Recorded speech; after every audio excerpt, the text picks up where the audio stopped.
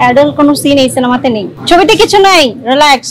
আপু আমরা দেখলাম এই সিনেমাতে অ্যাডাল্ট সিন আছে, অনেক সময় অনেক ফ্যামিলি বাচ্চা নিয়ে সিনেমা দেখে, এখানে কি তাদের অ্যাডাল্ট কোনো সিন আছে যে ব্যাপারটা আপনি বললেন, এটা আমি আপনার কাছে ফার্স্ট শুনলাম, কারণ অ্যাডাল্ট কোনো সিন এই সিনেমাতে নেই।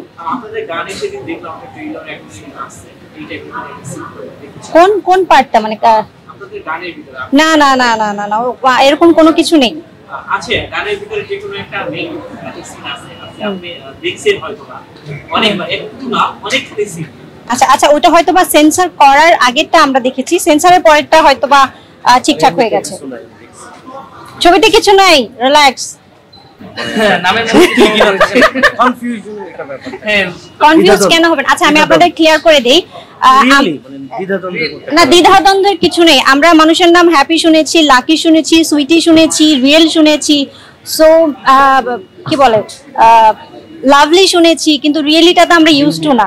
শিউলি তো শিউলি না, হ্যাঁ আনকমন। তো নামটা আসলে আমরা ইউজ টু হয়ে গেলেই মানে হয় এটা লাগবে না, যেহেতু এটা একটু মানে মনে হচ্ছে যে ফার্স্ট শুনেছেন এর জন্য লাগছে এরকম। মানে আমরা ইংলিশ নাম আমাদের অনেকেই আছে।